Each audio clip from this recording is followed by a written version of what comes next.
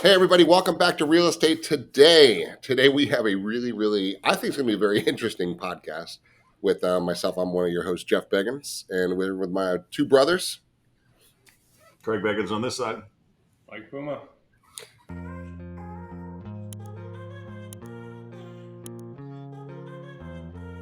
So we just got back from the Century 21 Global Conference last week in Las Vegas, which was a culmination of people from all around the world. We were in 98 different countries around the world, 135,000 salespeople. Everyone just kind of come together to talk about what's going on globally, microeconomically, what's happening in the industry.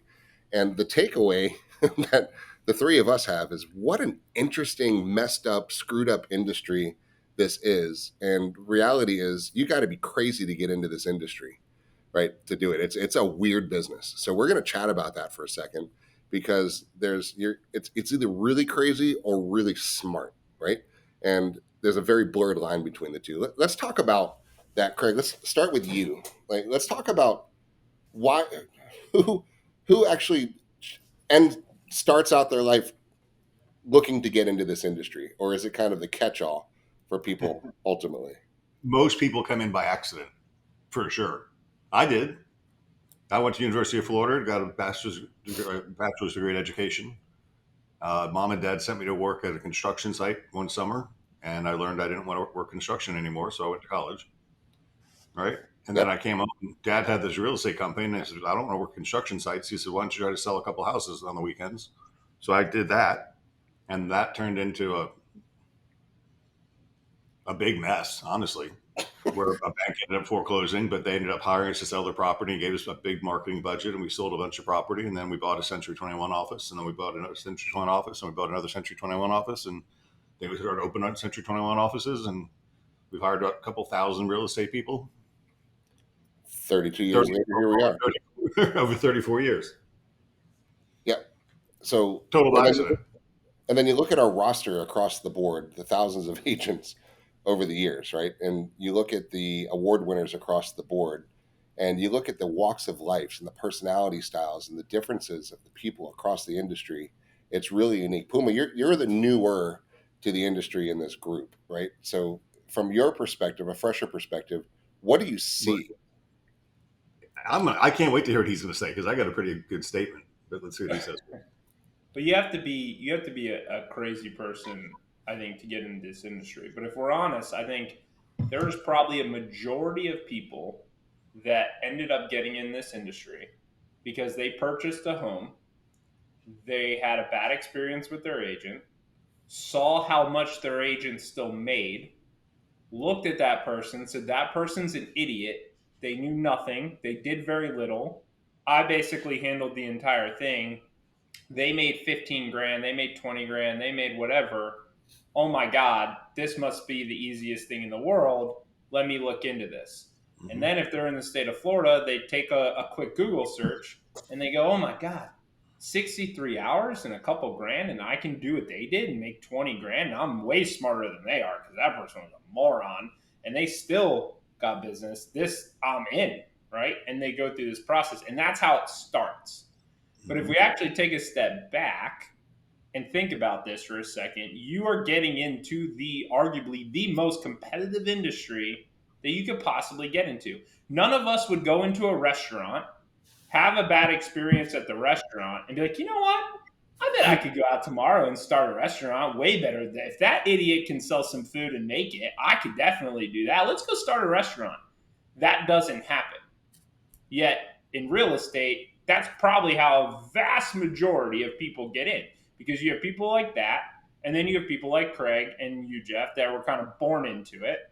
And then you have people like me that stumble upon it, where I look at it from the outside when I first got into this side of the real estate world and said, this is antiquated. There's so much opportunity here if we leverage technology, if we leverage proper marketing, if we understand how we can get in front of people better. There's a lot of opportunity in this business, in this industry, which is what attracted me personally to it. But I think a lot of people stumble into it because they had a bad experience with their own person and just realize the barrier of entry is so low. The problem with that is the barrier of entry is so low So you have so many people, so many businesses starting every single day that are technically competing with you, right? And then you have people that have been doing it a long time. So you have your experienced people that you're also competing against. So to get into this business, you're crazy.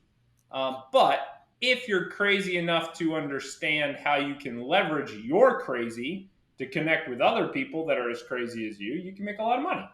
And so and build a big business, right? But I think that's where for me, that's where it really starts. I think if you look at, to your point, every award winner that I saw, some short, some tall, some big, some really skinny, some old, some young, some like everything in between, right? But they all understand one thing. At least they did in the beginning. You're building a business. So how do I go build a business? What they didn't do is go, hey, I'm going to get into real estate. Hey, because this would be the same thing. Hey, Jeff, let's start a restaurant together, but here's going to be the really cool strategy. We're going to start it. We're going to really not talk about it at all. We're not going to talk to anyone and let them know we have the restaurant. We're actually not going to really put any signs up or anything. And we're not going to talk to anyone. And let's just see if people show up to our restaurant and eat. And that'd be really cool. You wouldn't do that, That's the right? If you anti. started any business, you'd be promoting it everywhere. You'd be talking to everyone. Hey, come in, come in. You would be doing that. But a lot of agents get in this business and then they're like, shh, I'm not going to tell anyone. And just expect business to magically come. The ones that are on that stage that we saw, they have talked to people, they have connected with people, they have a reason to actually start a business, and they treated it like one, and it's scaled and scaled and scaled, and many of them are reinvesting, many of them are spending a lot of money. I hear it all the time. Oh my god, yeah, but that person's spending 20 grand a month. Okay, do you think they did that on day one? No, but they've realized, hey, I'm building a business. So as I found success, let me invest in that and let me try and grow and grow and grow and grow. So you can't fault them for that. They're building a business. You need to do the same. So I think that's the separation point between the crazies, but you're all crazy if you're in this business, us included. So here's what I see on this one. People get into real estate thinking that that's the business, right? And it's not. That's the industry sector, right? That you're in. And so if I look at all our top agents, right, and the top agents around the world, in essence, that we were able to spend time with last week, every one of them has such a niche down special business, right? One of the last mornings, Craig, you and I were having breakfast with the guy from I think it was up in Georgia, right? And he specialized. He did like 48 deals last year. Good, nice production. But he niched, right? He was specializing in a section of new homes, right? And then you Yep. look at somebody else. They niche. They specialize in waterfront only in this side. Talk to somebody else. They specialize in military only relocations, right? You talk about somebody else who specializes in first time home buyers. Another person specializes and go all in on the move up buyers, and someone in the retirement sector, or just a separate cash flow short term rental market, right? So as you start to see the crazy turn into brilliant, right? When organized. Is you realize that you can really cut yourself out of a herd very easily by going all in simply on something. And then, but you can't be good at everything. You can't open up a restaurant and say, you can't, I mean, Cheesecake Factory with the exception, right? You can have everything in the planet at that one restaurant, but everywhere else kind of niches down to what they actually are good at. You specialize in your Detroit style pizza, right? Or your Philly cheesesteaks, whatever it may be, is you get really good at something and you become known for that something, and you just get better and better at that one thing. You get known for that one thing. People come to you for that one thing, right? And that's Yeah. kind of what I It's noticed. business planning. It's business planning, right? I mean, Yeah. because at the end of the day, look at the medical field.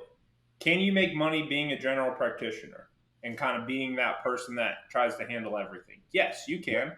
But what's your difference between a general practitioner and your Heart brain surgery. surgeon, Right. right? There's a big difference. The brain surgeon is going to make far more money with doing far less treatments most of the time than your general practitioner, who's And going to your make neo far less money and your and have neonatal. way more hours, right? So you have to decide. This business is exactly the same. If you want to be a general practitioner who's handling buyers and sellers and handling off water and on water and this and that and try and do it all, you can try. but you're going to be working a lot more. You're going to be working a lot harder, and you're going to have to do a lot more deals to make the same amount of money as, say, you, Jeff, who says, you know what, I'm hyper focused on doing development deals along the Gulf beaches that are kind of in this range, short term rental, and really niche focus. You can do far less deals than somebody else and make the same or more money, right? And it's the same thing in any business, but we don't think about that. We don't treat it like that. We don't come up with a plan and we just say, "Oh, I'm getting into real estate." No, you're not. What part of real estate? Right? What business, what type of business do you want to build? And if you're chasing it for dollars, that's the wrong thing. What do you enjoy? You and I were talking about in Vegas. I don't really love, I will help close friends and family buy and sell their regular house, but I don't love it. It's not what I want to do. I would not spend a majority of my time doing that. It's not the type of real estate business I personally would want to build.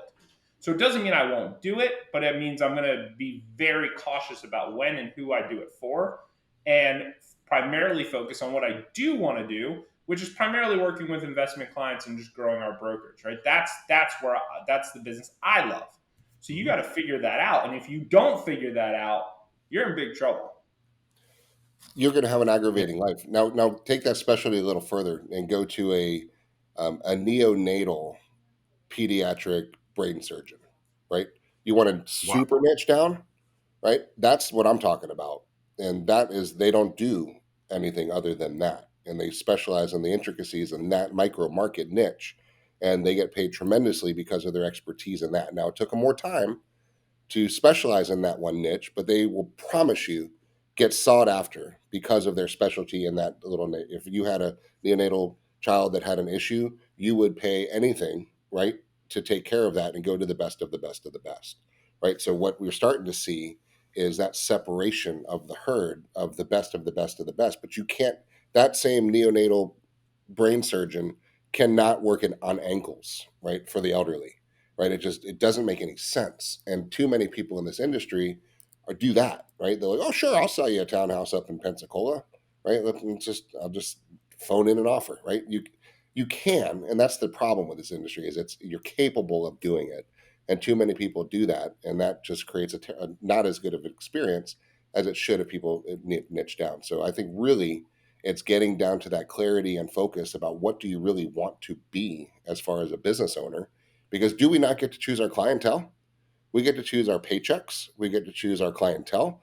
We get to choose how far we commute to and from work, right? We get to choose the hours that we work with, the type of areas, everything. We actually have the ability to choose, right? Now, some people discard that ability and they'll just say, I'll take anything, right? Which is the downward spiral problem. But I mean, when you're beginning, you don't really know you want to be, you can kind of try out different things to find your niche.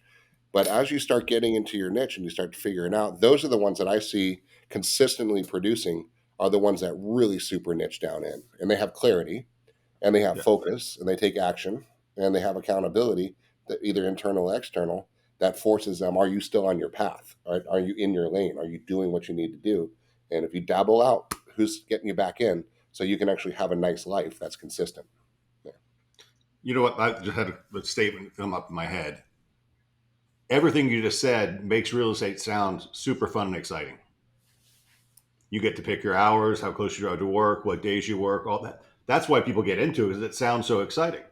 But what we don't play enough is the time it takes, like the neonatal surgeon, right? Estimate how much time they went through medical school normally. So 4 years of university, 3 or 4 years of medical school, then an internship, That's 10, 12 then years. back to get 10, 12 years, and probably how much capital invested in that career. Oh, Several Hundreds of thousands, several, yeah. several hundreds of thousands of dollars. And then all of a sudden, they're making $600,000 a year, and they got rich overnight. But they're going to have to work for 6 years to pay back their student debts, Right. right, before they can start driving the Maseratis or whatever. Right. So But I it's a think we business. underplay the time. Yeah, it's a plan, right? But I think we underestimate the time when we're interviewing agents, telling about the time it takes to do this. Because if you're going to get super niched, I mean, look, Jeff, look at how much time do you have invested in the Madeira Beach real estate market? Oh, God. 20 years. Yeah. And the I've got 30. relationship times and the commission When meetings I and all die, I'll be known as the land guy in Apollo Beach, Florida. That's just what I did. And I know every bit of land in Apollo Beach, Florida. And I've made a very good living knowing land in Apollo Beach, Florida. I don't really, like you, I don't cross the bridge. I don't have to, but that's what I do. But it took time, right? The one deal I'm doing right now that's going to be 150 home sites is for 25 years, those landowners flew into town twice a year and met with me to get market updates on the value of their land. 25 years. But here's why it can happen faster. Consumers, and if you're watching this as a consumer, you allow an agent to make headway faster, right? Because if I were to need surgery, a very important surgery, maybe not even life threatening, but a serious surgery, do you think I'm going to vet the surgeon and look at all my options? Of course I am. If my child tomorrow needed a major surgery, I'm going to vet and find the best surgeon I can who specializes in whatever surgery my child needs, right? I'm going to go to the end of the earth to figure out who is the best at that. And then that's who I'm going to hire to do that surgery. Unfortunately, most consumers don't do that when it comes to the largest financial transaction that most of them will make. And that's crazy, right? But if you're watching this as a consumer, be honest. If you were to go to buy your last house, did you go with the first person that you knew? Did you go with somebody because they are related to you? Did you go with someone because somebody else used them, even though that person lives 2 hours away from you, but they were good? They said they were good, so you just trusted that. That's how this happens. So it's possible that if you're hungry, if you're knocking on doors, if you're going out and talking to people, if you say, hey, you know what, I'm going to specialize on this street in this neighborhood, and you go knock every single day on those doors, could you build a business very quickly? Yes, you could, because most consumers are not going to take a step back and say, you know what, no. Let me find out who is the best at selling this type of property on this type of street, and let me go interview them. They don't do that, Yeah, but right? that's too So complicated because the customer doesn't know they want to be in Madeira Beach. They're thinking between Madeira Beach, the other side of the causeway, up in Clearwater, down in St. Pete Beach. And Jeff's not nope, going to run to all those different places. If nope. you want Madeira Beach, you deal with Jeff. But if they were smart, they would say, you know what, though? Let me call Jeff, because Jeff's been in the market for 31 years. Mm-hmm. And I bet Jeff is going to know somebody, if this doesn't work out, who he can refer me to. And Jeff has the expertise and knowledge to do that. And here's the important part: Jeff has built a business and understands his business model and says, yeah, I'm not going to drive you to Sarasota and to Wesley Chapel and here. My business, that's not how I run it, but I will refer you to an expert there if that's where you decide to go. And I'm not going to let that Sarasota agent show you Wesley Chapel as well. So if you decide Sarasota is not it and you want Wesley Chapel, I'm going to get you somebody who's an expert in Wesley Chapel. And if that doesn't work out, then tell me where else you want to go. And it could be freaking Kentucky or Africa. And I'm going to find you a background checked agent there to make sure that you have in-market local expertise who's going to actually help you. Because Jeff's building a business, he's not thinking about the dollars. Now, can Jeff take a referral fee on it? Of course he can, right? But he's not going to sit there and say, you know what, let me drive all over the state of Florida trying to do this and go outside of my business. Now, is there a time to do that? Yeah, maybe, right? I mean, you have to make that decision. But at the end of the day, what's best for the client? And as a consumer, if and when consumers start demanding the best in the same way you would if you were going after an attorney, in the same way you would if you were going after a surgeon, in the same way that you would if it was coming down to paying taxes, right, and finding the best accountant, whether it was time to build your 401k and you need a financial advisor and you're interviewing the best. If the second consumers start taking that approach with real estate agents and you're not building expertise, you are dead. Yep. Right? And we're on a mission to get consumers to do that, right? We've been trying to build smarter consumers. Why? Because we have smarter agents. We have agents that we can actually refer them to, because we're preparing our agents to build businesses, right, that actually specialize and are experts in something. And unfortunately, industry wide, that is not the case. And Well, so I hope it changes. it's not just this industry, right? If you think about financial services, for example, similar thing, right? We all know a financial planner, advisor person, right? I Mhm. know a ton of them. You guys do too. And you just have that authority that, oh, they're good at financial planning. I should probably go meet with them. But are they, right? I'm sure they're good, but don't most of them kind of put out there that, come to me for all your planning? When in reality, there should be one guy you go to for your retirement planning that specializes in aggressive growth stocks, right? And spends his time analyzing just that. And then his buddy really goes into the blue chip side of the world, because how do you possibly have time to analyze two separate sectors in an in-depth fashion that you can really make a realistic recommendation? If you're honest with each other, you can't, right? You can't be an expert in all those different segments. You can't be on the emerging markets in India and Africa, companies that specialize in lithium ion technology, right? I mean, I Crypto would want specialist. somebody that does that, right? And say, okay, well, what do you want? So you go to your quarterback, right? In essence, your general practitioner that says boom, boom, boom, boom, boom.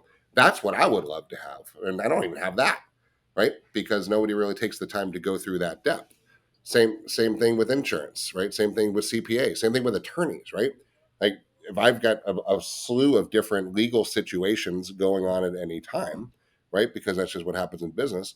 And you've got your go-to for this guy, you've got your nasty litigator for this one, you've got your I'm going to go screw him this guy, you got this guy who's good at just corporate tax, you got this guy who's good at this, and you've got their specialties, right? So in the high paid neonatal surgeon categories, which is what we're talking about, there are specialists in that name. So my call for the industry is pick your specialty and get damn good at it, and know that there's plenty of business for a really good specialist, because you would take over. To Mike, to your point, if I wanted to be a specialist in Trinity, Florida, right, or Celebration, Florida, it doesn't matter, right? Over the next 30 days, how many posts could I do in Celebration, Florida, with hashtags that are relevant to that marketplace? So YouTube and Instagram and Facebook and TikTok and LinkedIn. Could I not saturate every Facebook group, LinkedIn marketplace, Instagram, TikTok, and in 30 days you could get my Instagram feed? I could have a couple of hundred posts that will make me seem like I am the expert in that one segment, that one little niche inside of that one little town that I could be all in on, right? And how much does that cost me? Zero, Zero. right? It takes me time. That's all it would take to do that. If I wanted to spend a little money, I could supplement that with door knocking, postcards, paid sponsored ads, those type of things if I really wanted to get into that. But before you know it, I would just totally separate the herd and just be the shining light in that little micro market sector as the expert person to go to. And every one of you watching could do the same thing. And as a buyer slash seller, you need to search out the person who's really good for what you want in the micro market location, price point that you want, right? And you deserve that. You deserve somebody who's going to be able to say, "I got you," right? All you want as a buyer seller is comfort, confidence, and trust, right? And you can't fake that, right? You can't. If somebody doesn't know what they're talking about, guys, your spidey senses tell you in 13 tenths of a second, right? Are you good at this micro market in this neighborhood? Oh, yeah, kind of. Done, right? You smell it, run and find somebody else who's better, right? And if you're an agent trying to just portray that you are, stop it and get better at that one micro market and go all in. And it's better for the customer, it's better for you, it's better for your schedule, it's better for your family, it's better for your economics, it's better for everybody if you just do that. Yeah. Well, let's add something else. A little, shameless plug, but the company you work with makes a difference too. What do we spend all of our time doing? Helping our agents with problems that they have. How do we help them with that? Because we've had it before, we've done it before. So when you work for a good company, your learning curve, what do we call it? You're getting a master's degree in real estate at Century 21 Vegas, because we're on it every day teaching you different things. And when you have a problem, we're here for you. So you're bringing, so you can take a newer one of our agents and put them with a veteran at another company, and they won't have the resources to pull from to deliver the customer experience that we need to deliver going forward. Because it's the firm, right? It's the company you keep, right? As an agent, or as a clientele. Well, From a buyer or seller, I don't think it makes. I think it's absolutely absurdly crazy to go with a small little boutique 3 or 4 agent shop thing, right? They might be really, really nice people, right? Might be phenomenal friends, right? But from a business perspective, with the largest financial transaction in your life, man, I would want somebody who has 65,000 case studies that they have of success and failure to figure out what happened and what do they do when things got tough and how do you negotiate this market, this market, this market, this market, this situation, and that situation. Because as great as let's say your agent's doing 100 deals a year, which is a freaking rock star in the industry, by the way. And there's very few of them. 0.5% in the industry probably do that, right? Less than that. Less But than that. but still, right? Still, that's not the same as doing 3 or 4 thousand transactions as a firm, right? And so, what resource would you rather have? And as an agent, shouldn't you tap into something that says, "This is weird. I just got hit with this situation." I mean, most of our days are that, right? When you have this just happened. I'm not sure what to do. And we go through internal Google search and, well, that was just like Sally's deal that just happened 3 months ago. And this is how we handle that one. And it worked well. Right. So, boom, we have all that experience to pull from, which now the agent can now take with them on their presentations and saying, you're not just hiring me, you're hiring us. And now at us, we level up to just us with 65,000 transactions in 30 years and several hundred agents and covering the state. But we also have the brand of Century 21, which has the best brokerages around the country, and we share a lot with. We mastermind and spend a lot, like our global conferences. We talk to our other broker friends from around the world, right? Talking about what's happening. We hear different stories and how they handle that. Plus, we've got the legal counsel involved with Century 21, who we spent a lot of time with, right, Craig, this last one, about what's going on Yep. in the industry to keep the agents safe and our clients safer. And then you've got the Anywhere system, which owns Century 21, Coldwell Banker, ERA, Bed Homes and Gardens, Sotheby's, Corcoran, all those other brands. So you've got this depth of, I need help on something. It's like an army, right? To try to compete with that is just silly, right? From an agent perspective, why? And from a buyer or seller perspective, why? It doesn't make any sense, right? I mean, go well, where the experience lies. and I think it's more important than ever before, right? And obviously for all the points you just mentioned, as a seller, a buyer, an agent, right? Who you work for and the size of the brokerage you work for matters more than ever before. Because yes, we have access to way more data, right? So we have, because we're doing thousands of transactions, we have so much data coming into us. We know we can single-handedly have a feel for how the market is doing based on our hot sheet that comes out every day of what our agents are doing, right? So that is great. All that aside, though, what's the major transformation that's been happening in our industry? What's going on the buy side, right? Now, buyers agents don't have to get paid. Sellers don't have to offer compensation. They should, but they don't have to. And we're starting to see that happen in some of these cases in the MLS. So what happens? Well, as that trend continues, that means the days of you hiring Jeff, who works at Joe Schmo's Real Estate, who then just puts it in the MLS and relies on all the buyer's agents that are in the MLS to find the property and do it, that goes away because there's far less buyer's agents because they're not making the same amount of money. So just putting it in the MLS and letting the MLS do the work, those days are slowly going away. As that goes away, We the should. best way for me to sell my house is to go direct to consumer and get as many eyeballs as possible on that property. And if I am just me, it is relying on my ability to market it. It's relying on my advertising budget, right? That's what I have to rely on. Now, if you hire us and you have 700 agents that listing gets pushed out to just internally, forget everything else that we can do, that goes out to 700 agents, all of whom know people that I don't know, all of whom have potential buyers. All of Right. them So have a now I website. get the MLS. I get the army of agents that are in the brokerage that I've hired, all viewing my property. Right. Now you add in the Century 21 layer that says, yeah, we're not only going to do that though, but we have global scale. So we're going to take it and we're going to put it on 900, literally 900 plus other websites that consumers are shopping on. So we're going to get your listing now in front of 900 other people.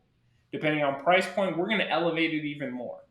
right? So these are things that happen because of who you're hiring. So if you understand what's going on in the marketplace, then you need to understand that as a consumer looking to buy or sell, you need more. You need an army. You need size. You need scale because the MLS isn't going to do the work like it used to do.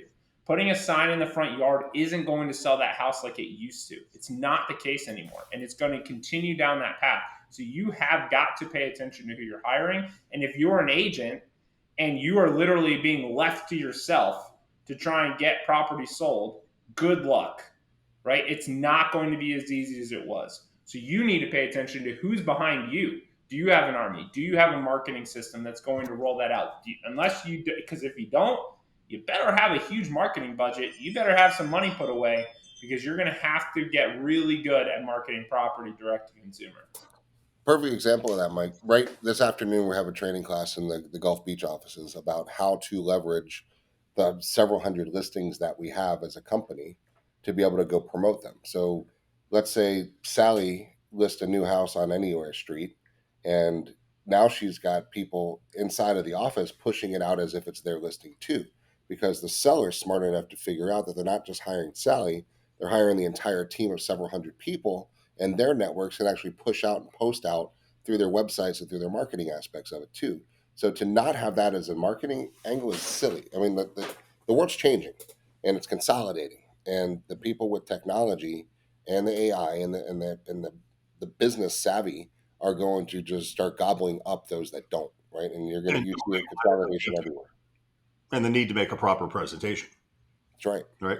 And so we're going more, our company, we're going more presentation based. We want our buyers making presentation, our buyers agents making presentations to their buyers to understand the value, to explain the value they bring. Because It's an it's not interview, right? It's an it's interview for a job, right? a We don't two-way. Yes, we don't just want a listing, right? We don't want, oh, please list my house. No. We'd love to interview for the job to be a representative for the largest financial transaction of your life. Let us show you what we do. Here's what we do. Here's how we do it. And this is how it works. And we're successful at it. And if you'd like to proceed, we'd love to work with you, right? Because it's called a business system. And from a buyer perspective, don't just jump your ass in my car and let me drive you around and show you 14 cities over the next 3 weekends. That's just dumb, right? The conversation is to follow the process, figure out who's on our lending team, what are the best programs, how much cash flow do we need to tap into for you, what do you have accessible, what are our hot buttons, and then really figure out which areas we want to live in and virtually show you hundreds of houses and narrow it down to the top 3 or 4. Go pick those top 3 or 4, pick one, and then let our marketing negotiation talents come in there and get you that damn house, right? That's the way it's supposed to work, from a streamlined process when you're ready to pull the trigger. Now, of course, there's that dating phase where you don't know where you want to live yet. So we got to walk you through that process until you're ready. But once you're ready, there's a system, right? And it's damn good and it works, right? And it's repeated over and over and over and over and over. Success leaves clues on that one. So it's interesting time in this industry. So that's It kind of is. our thought. Like kind of our topic today is, you're crazy to be in this industry, right? Unless you're smart and you really niche down into something and have a profession and be damn good at it and become well known and sought out and become the master in that domain in which you travel in. So So you got to be crazy to get into the real estate business. I think that should be part of our interview process now. We're going to start making it sound less fun and more work. it's Everybody not tells easy. it's It's not not. easy. It's very difficult and it's very stressful and it's very time consuming Simple, and it's simple, not easy. Simple, not easy. yeah. Yeah, it's very fun. So hopefully you got some little bit of nuggets out of today, guys, and realize that, feel sorry and at least understand the craziness of your people in the real estate industry. And and I hope you appreciate the value. If you're an agent, step up your game and get into your micro market niches and really, really double, triple down. If you're the buyer, seller, public, seek out those who are niching up, right? And that's really going to help you out, and you're going to get a better response across the board. So. Thank Perfect. you for watching, and we will see you on the next episode, guys. If you like this, let us know. Leave a comment, tag it, share it, subscribe to the channel here, and we've got more stuff coming for you all the time. So thanks for watching Real Estate Today. See you guys next time.